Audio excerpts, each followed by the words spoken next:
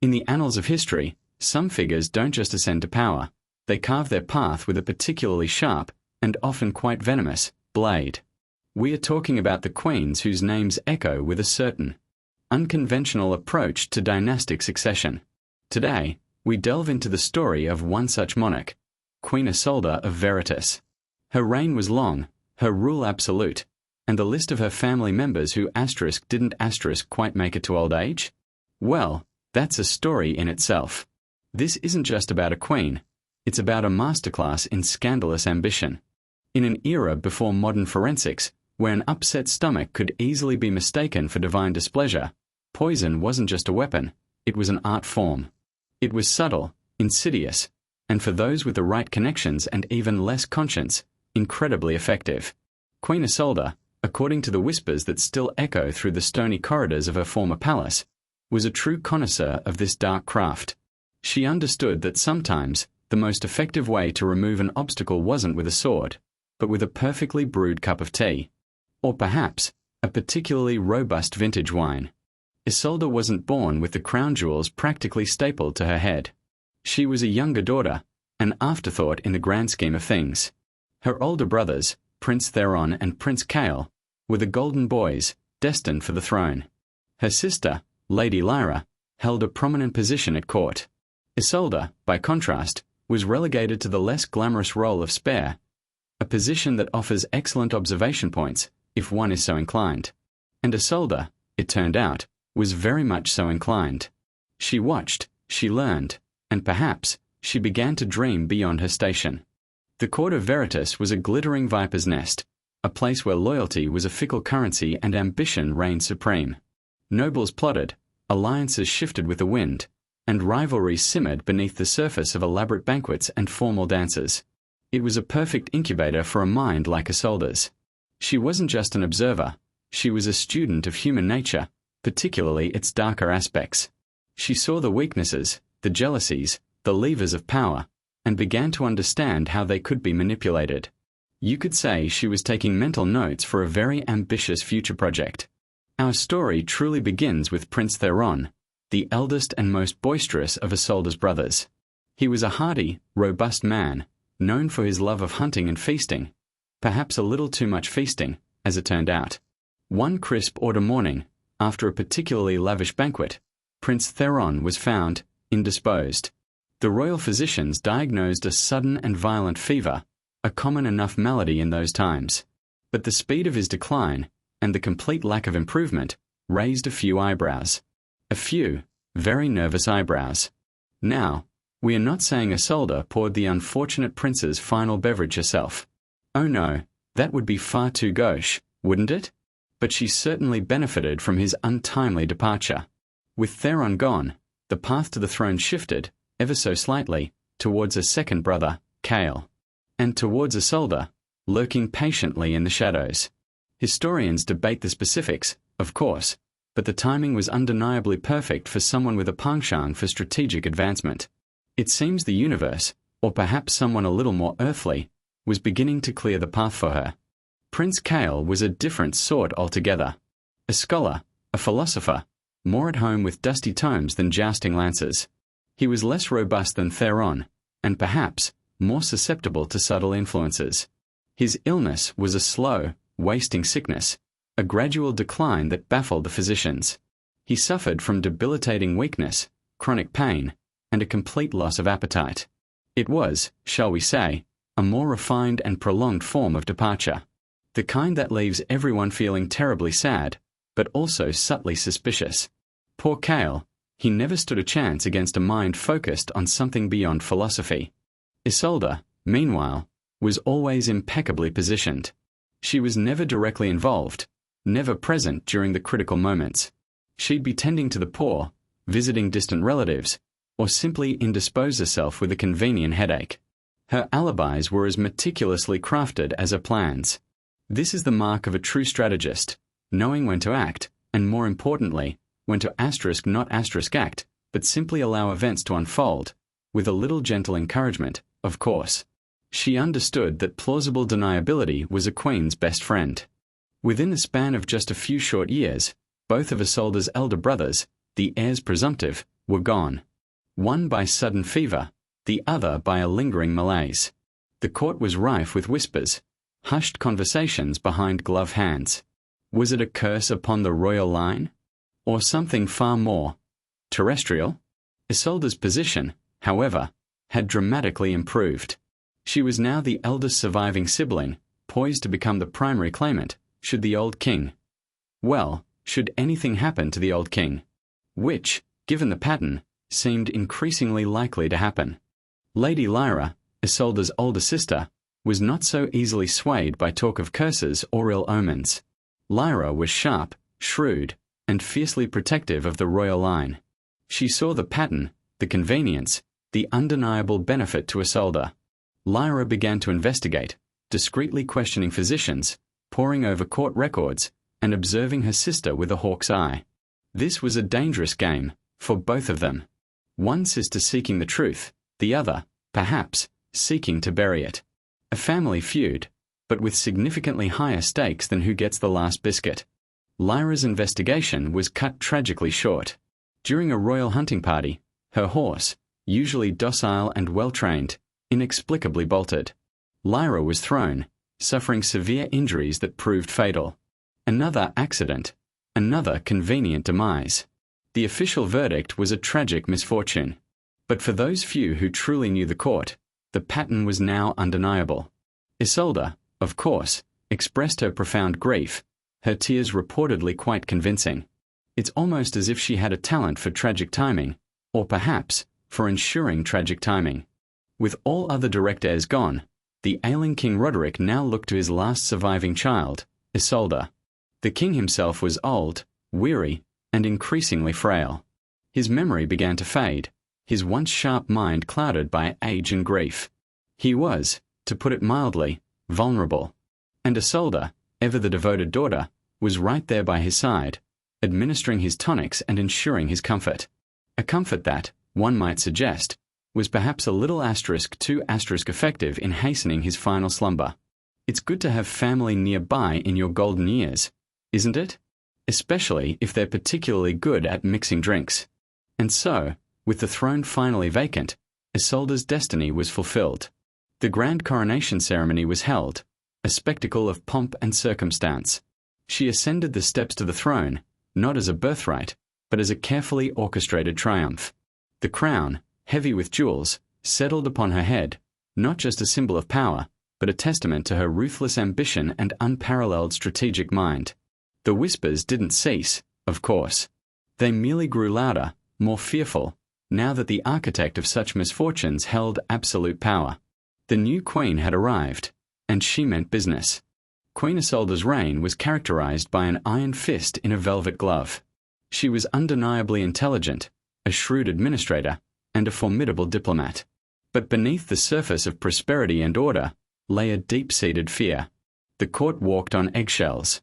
Opposition was swiftly, and often mysteriously, silenced. Ministers who spoke out against her policies found themselves suffering from sudden, debilitating illnesses. It seemed that the Queen's family wasn't the only group susceptible to unfortunate accidents. Her reputation preceded her, ensuring compliance through fear rather than affection. It's amazing what a little historical precedent can do for workplace morale, isn't it? For decades, Queen Isolde ruled Veritas. She brought stability, expanded the kingdom's influence, and was, by many accounts, an effective ruler. But her legacy remained stained by the dark rumors of her ascent. Was she a monster, driven by insatiable greed for power? Or a pragmatist, simply doing what was necessary in a brutal age to secure her own survival and, ultimately, the stability of her realm? History, as always, is far more complicated than a simple fairy tale, especially one where the princess uses arsenic instead of pixie dust. What was her true method? The chroniclers spoke of slow-acting compounds, untraceable tinctures, and herbs from distant lands. It's highly likely Isolde employed a network of loyal, or perhaps terrified, individuals to administer these substances. A trusted lady-in-waiting, a royal cook, even a personal physician could become an unwitting, or very willing, accomplice. The beauty of poison, from a plotter's perspective, is its discreet nature. No blood, no loud battles, just a quiet fade. It's the ultimate behind-the-scenes power play. Isolde understood that true power wasn't just about the crown on her head. It was about the fear in the hearts of her subjects and rivals. The rumors surrounding her family's demises, whether entirely true or exaggerated, served her purpose perfectly. They sent a clear, chilling message: cross Queen Isolde at your peril. This psychological warfare was perhaps her most potent weapon, more effective than any army. It's the kind of subtle messaging that really sticks with people, like a particularly stubborn stain on a royal tapestry.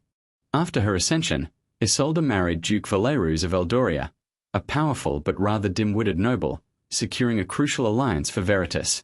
Valerius, eager for a royal title, was oblivious to the whispers surrounding his formidable bride. He was, let's just say, more interested in banquets and boar hunts than court politics. Isolde saw him as a tool, a means to an end. Their marriage was a strategic masterstroke, further solidifying her power and expanding her territorial claims, all while keeping her hands perfectly clean of, well, you know, any actual ruling. Unsurprisingly, Valerius's tenure as king consort was brief. After securing the alliance and siring a healthy heir, conveniently, a son for Isolde, Valerius contracted a mysterious illness. It began with mild discomfort and escalated into excruciating pain, ending his life swiftly but painfully. The royal physicians, who by now were probably very good at shrugging and looking confused, once again declared it a tragic affliction. Isolde, of course, was devastated. And now, she was not just queen regnant, but also regent for her young son, holding absolute, unquestioned power. Who needs a co-ruler when you're this good at being sole ruler? Let's take a moment to tally up the scorecard of Isolde's strategic removals. From brothers to sisters, to her very own husband. It's quite the impressive roster, really. If it were a reality show, the casting director would have a field day. We are talking about a significant pruning of the family tree, leaving only the most resilient, and frankly, the most devious, branch remaining. Isolde certainly earned her nickname as the Serpent Queen, though perhaps the Chemical Queen might be more accurate. Or even the Royal Gardener, if you're into dark humor. Isolde maintained her iron grip not just through fear, but through an extensive network of spies and informants.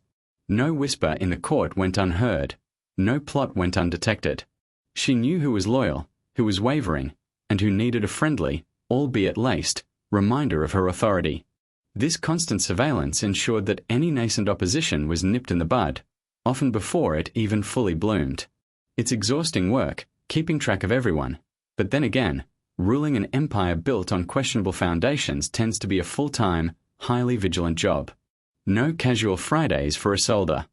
While the court trembled, the common folk of Veritas often saw Isolde as a strong, capable leader. She maintained peace, improved trade, and her kingdom flourished. For them, the internal squabbles of the nobility were abstract, overshadowed by tangible improvements to their daily lives. Propaganda, even in ancient times, was a powerful tool. A few well-placed festivals, a reduction in certain taxes, and suddenly, the queen who might have poisoned her way to the throne becomes the queen who saved us all. Funny how that works, isn't it? Public relations, medieval style. Isolde poured her formidable ambition into her son, the young Prince Alaric. She ensured he received the finest education, not just in statecraft and warfare, but also in the subtle art of court politics and, perhaps, the even subtler art of eliminating rivals. She was determined that he would inherit a stable, powerful kingdom, free from the messy succession battles that had defined her own rise. Some might call it devotion, others might call it ensuring job security for the next generation. Either way, Alaric was groomed for greatness, with or without poison. For historians, Queen Isolde presents a fascinating, albeit morally grey, dilemma. Do we judge her solely on the means she employed, or do we also consider the end she achieved? Her reign was, objectively, successful. Veritas prospered. But at what cost?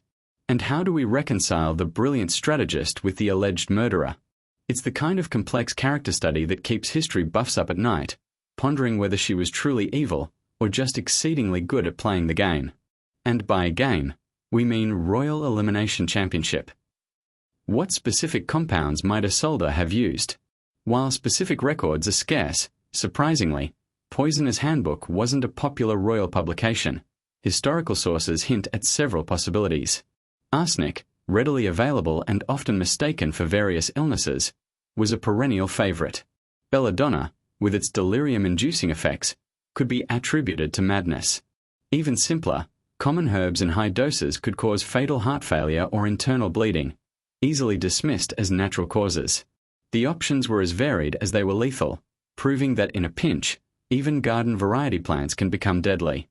And what of the royal physicians? Were they complicit, ignorant, or simply terrified? It's plausible that many were genuinely baffled by the unusual succession of illnesses. The medical knowledge of the era was rudimentary, and many symptoms could be attributed to a host of natural causes. But it's also highly likely that some understood the true nature of the afflictions but chose silence. Speaking out against a monarch like Isolde was not merely dangerous, it was a death sentence. Silence, in this case, was not golden, but rather a rather effective form of self-preservation. Ultimately, Isolde controlled the narrative. She ensured that the official histories recorded her as a sagacious ruler, a loving mother, and a grieving sister. The uncomfortable truths, the suspicious deaths, were relegated to the realm of gossip and rumor, never to be officially acknowledged. This control over her own story is perhaps her most enduring triumph. Because as we all know, history is written by the victors. And in Isolde's case, the victors were often the only ones left standing. It's a powerful lesson in brand management, really. Despite her absolute power, or perhaps because of it, Isolde's later years were reportedly marked by increasing paranoia. She tasted every meal, mistrusted new faces, and slept with armed guards outside her chambers. The very method she employed to gain power now haunted her. It's a classic case of what goes around, comes around, isn't it? The fear she instilled in others eventually turned inward, a silent, internal poison. Even at the top, it seems, there's always a price to pay. And for Isolde, it was the peace of mind she had so ruthlessly stolen from others. Queen Isolde eventually died in her sleep, at a ripe old age, surrounded by her loyal court and her grown son, Prince Alaric. Her passing was mourned, officially at least, throughout Veritas. But even in death, the whispers continued. Was it truly a natural end, or a final, ultimate twist of irony? Did someone finally turn her own methods against her? We'll never know for certain. But it's a fitting end for a queen who lived by the blade of poison, to have her own departure shrouded in the very mystery she so expertly cultivated. The ultimate whodunit. Right until the very end. So, what is the ultimate verdict on Queen Isolde? Was she a cold-blooded villain, driven by pure ambition and a disregard for human life? Or was she a visionary, a pragmatist who understood the brutal realities of power and acted decisively to secure her own survival and the future of her kingdom in a volatile age? Perhaps she was both. History, after all, rarely offers neat categories. It's often a messy blend of good intentions, terrible actions, and a whole lot of ambition. And sometimes, a little too much arsenic. Isolde's story serves as a stark reminder of the lengths to which individuals will go for power. It's a tale of calculated risk, ruthless execution, and the enduring human fascination with control. The crown, in her case, wasn't merely inherited. It was meticulously and ruthlessly acquired. And while her methods were undeniably dark, her ascent proves that sometimes, in the Game of Thrones, you either win or you end up a historical footnote rather than the main event. And Isolde, she was definitely the main event. Even today, the tale of Queen Isolde resonates. It's a true crime adjacent story, centuries before the term existed, filled with intrigue, cunning, and a cold ambition that still chills to the bone. We are fascinated by those who defy conventions, who break taboos, especially when it comes to the highest echelons of power. It reminds us that while the tools may change, the human drive for dominance, and the dark path some will take to achieve it, remain remarkably constant. No matter the era, a good scandal always sells, doesn't it? Despite meticulous historical research and countless theories, many questions about Queen Isolde remain unanswered. How many people truly knew of her machinations? What motivated her most, personal survival, or a genuine belief in her own superior ability to rule? And if the physicians of Veritas suspected foul play, what terror kept them silent? These are the mysteries that continue to captivate us, ensuring Isolde's story remains not just a historical account, but a chilling psychological study. Perhaps some secrets, like a carefully concocted poison, are simply designed never to be truly revealed.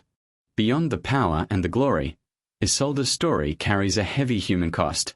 A family decimated, a court living in fear, and perhaps a queen herself forever haunted by her choices. It's a grim reminder that while ambition can build empires, it can also shatter lives, including, ultimately, the peace of mind of the ambitious individual. Was the throne worth such a bloody and chemically enhanced price? That, my friends, is a question we are still trying to answer. Perhaps over a nice, UN-poisoned cup of tea. Queen Isolde of Veritas, a name synonymous with ruthless ambition, strategic genius, and a rather alarming number of unfortunate incidents. Her tale serves as a timeless reminder that history is rarely clean, rarely simple, and always, always full of drama. And sometimes, a dash of arsenic. So the next time you hear whispers of scandal in the corridors of power, remember Isolde. And perhaps, think twice before accepting that fancy drink from a distant relative. Just a friendly tip from your humble narrator.